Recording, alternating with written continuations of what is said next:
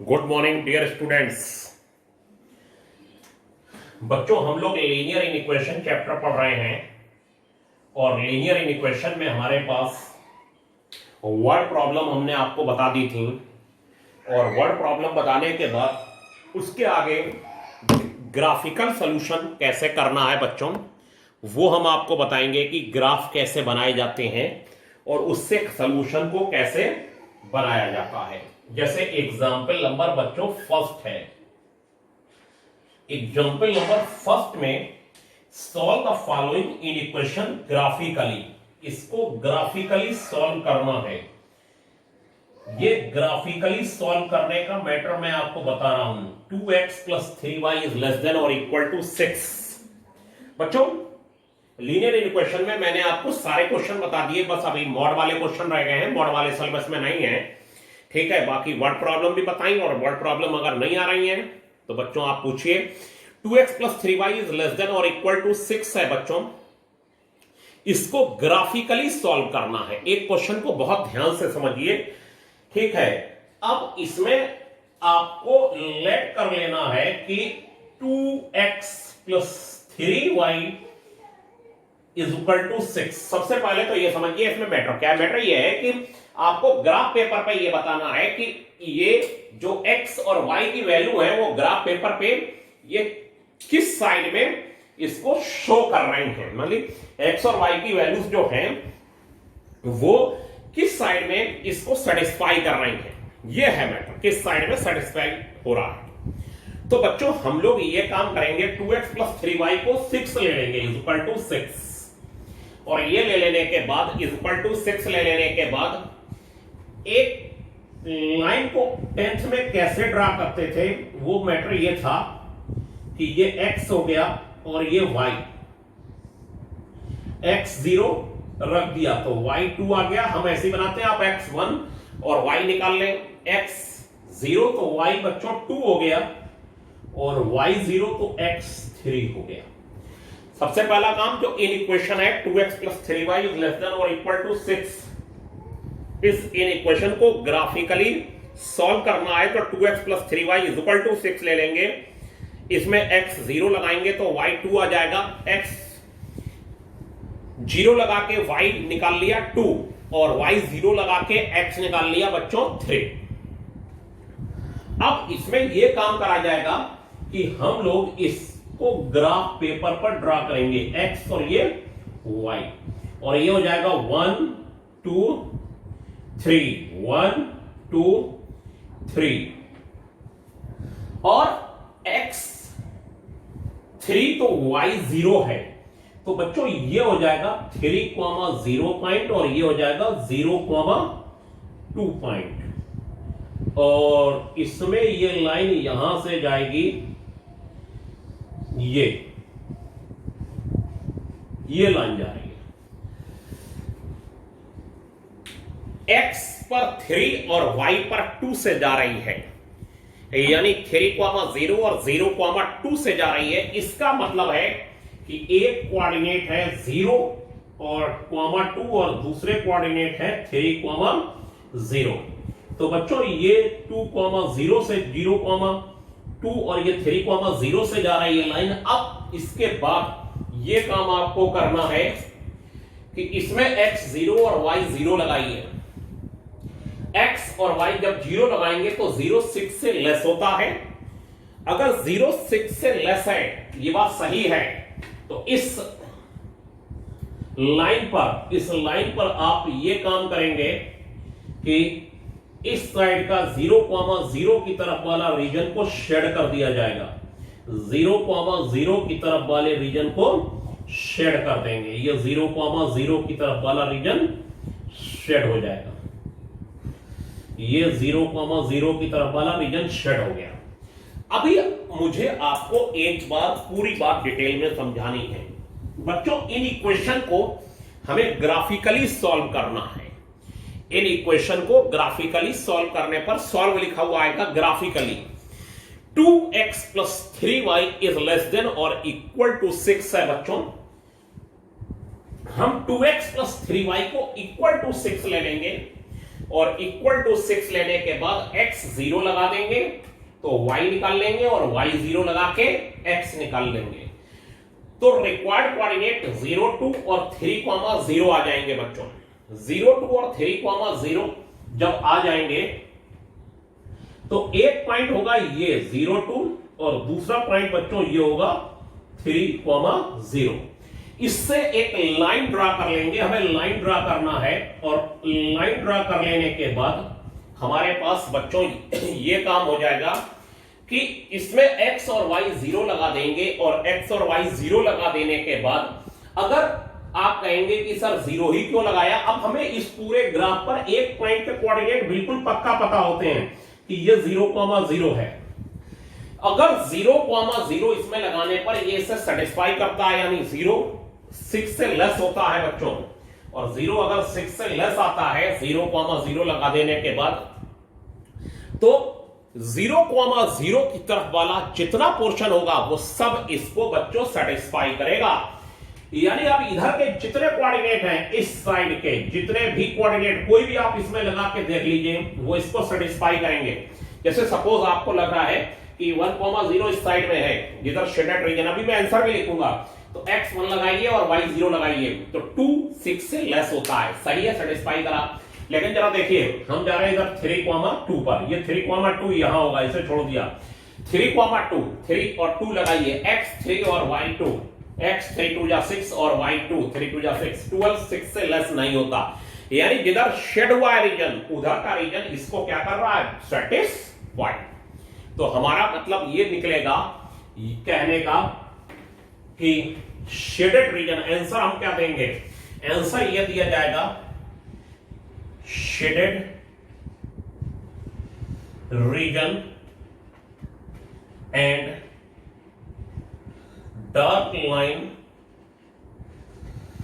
Represent the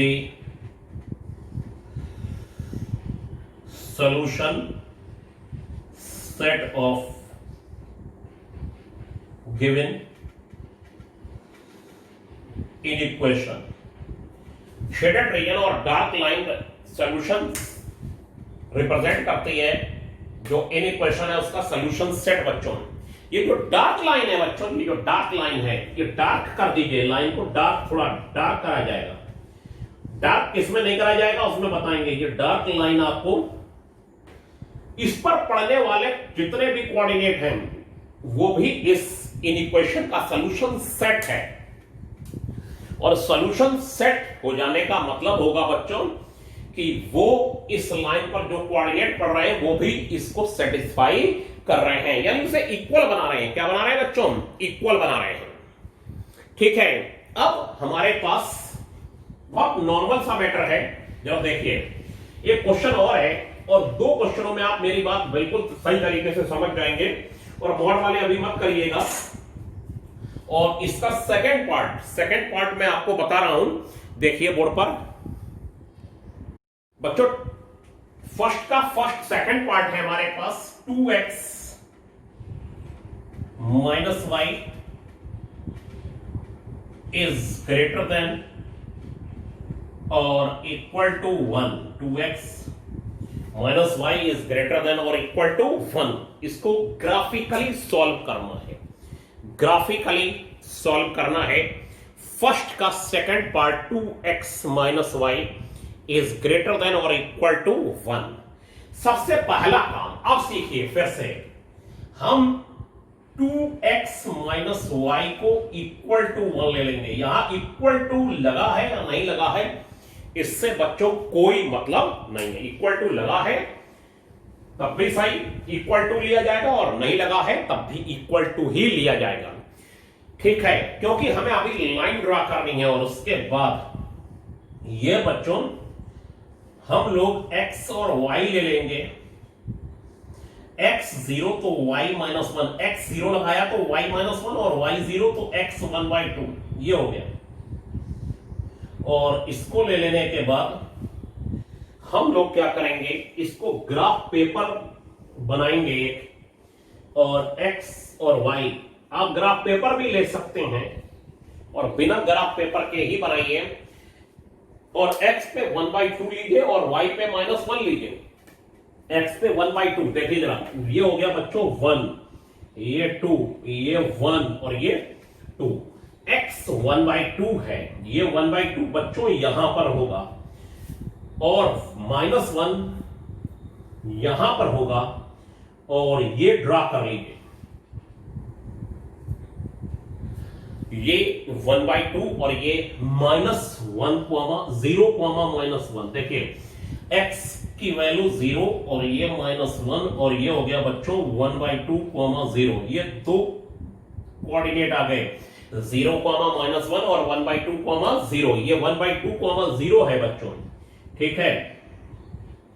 अब आपको अगर देखिए इसमें x 0 और y 0 लगाना है, और अब फिर से सुनिए, अगर x 0 है और y 0 लगाया और 0 इसमें लगाने पर 0 1 से ग्रेटर होता है।